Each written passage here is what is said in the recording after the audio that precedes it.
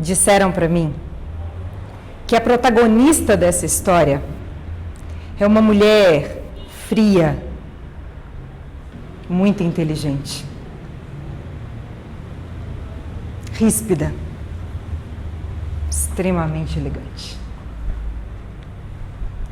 Ela nunca repete roupa. Ela é quase conhecida como mão de ferro, sabe? Dessas que todo mundo tem. Disseram para mim que ela é capaz de gerar emoção até nos mais durões. Foda ela. Aliás, ela é foda mesmo. Todo mundo sabe disso. Ela é conhecida por isso, inclusive. Disseram para mim que ela foi capaz de fazer com que pessoas que nunca falaram sobre algumas emoções, certa vez, manifestassem aquilo que jamais foi dito.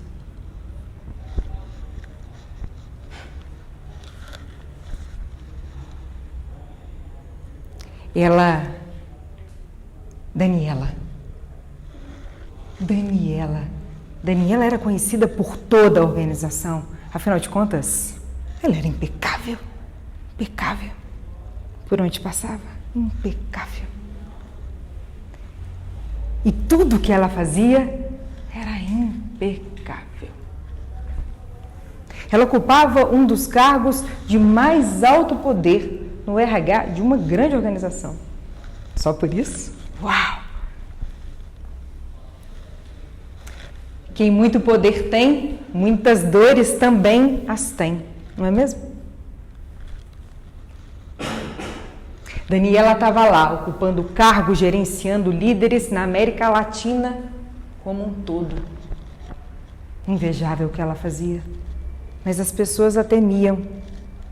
As pessoas não gostavam do que ela transparecia, apesar dela ser impecável. Uma mistura, sabe?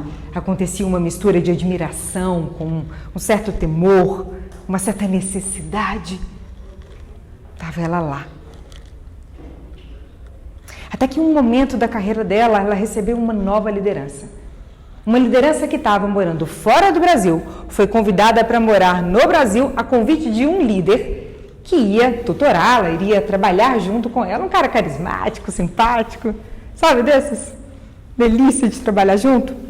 Ele fez o convite, ela topou, claro. Trabalhar com você, por que não? Vá sim. Eu pego as minhas coisas e volto para o Brasil e a gente vai trabalhar juntos.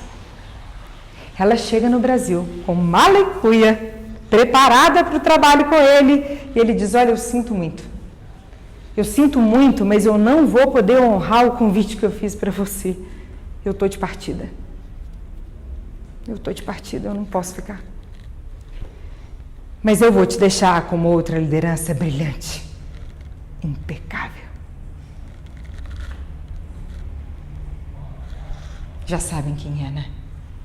Bom, quando ela descobriu que iria trabalhar com Daniela, um misto de emoções. Mas ao mesmo tempo ela pensou, por que não? Eu ainda não a conheço, por que não? Imediatamente os burbúrios dentro da empresa começaram a chegar. As pessoas mandavam mensagem para ela e diziam, olha, fiquei sabendo, você vai trabalhar com Daniela? Prepara, hein? 3 horas da manhã seu celular vai tocar. Você tem que responder. Fica ligada. Tá a fim de escutar, assim, umas más palavras? Ela vai te dizer, se cuidem. Daqui para frente você vai trabalhar igual a ela, vai ficar viciada em trabalho. E daí foram muitas mensagens, inúmeras.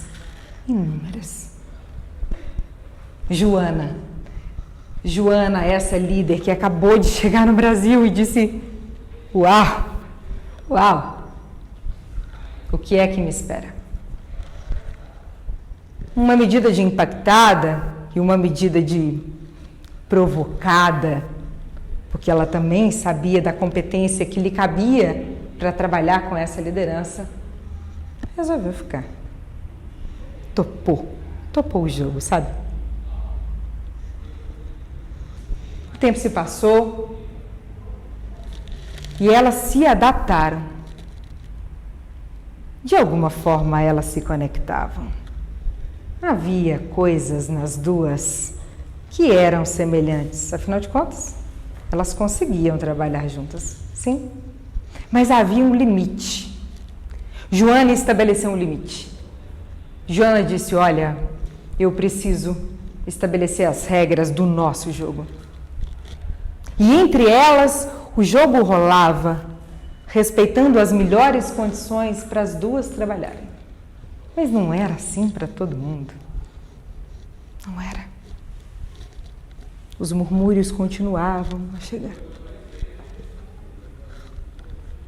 Até que um dia, num evento para as lideranças, que juntava todas as lideranças da América Latina que estavam sobre o guarda-chuva dela, dessa mulher impecável. Um evento surpreendente. Juntava todo mundo para as pessoas se encontrarem, conversarem, falarem de metas, objetivos, celebrarem. Um longo dia. No final do dia, algo muito inesperado aconteceu. Muitas pessoas na sala, o salão lotado, as luzes se apagaram, o telão acendeu e naquela tela enorme apareceu uma cena. Tios e avós, do interiorzinho, numa sala. Eles diziam para Joana o quanto eles admiravam ela, porque ela saiu de lá, daquele interior pequenininho, e ela ocupava naquela grande organização um cargo de muita responsabilidade, e que ela dava conta de coisas que poucos deram. Aquelas pessoas jamais tinham dito aquelas coisas para Joana, e estavam eles lá sentados numa cadeira simples, diante de uma tela, conseguindo dizer para ela coisas jamais ditas. Joana muito se emocionava, chorava, porque aquilo era inacreditável na cabeça dela. Como alguém com tamanha humanidade tinha dado conta de ir lá captar daquelas pessoas que nunca tiveram a coragem, a ousadia, ou sequer talvez o desejo de dizer o quanto ela era importante, o quanto ela dava orgulho para cada um deles. Se não bastasse, o vídeo se encerrou e uma voz feminina começa a ler uma carta escrita por sua mãe. Uma carta extremamente emocionante. E pela primeira vez na vida, ela disse para Joana, eu te amo. Joana mal sabia como lidar com aquela informação.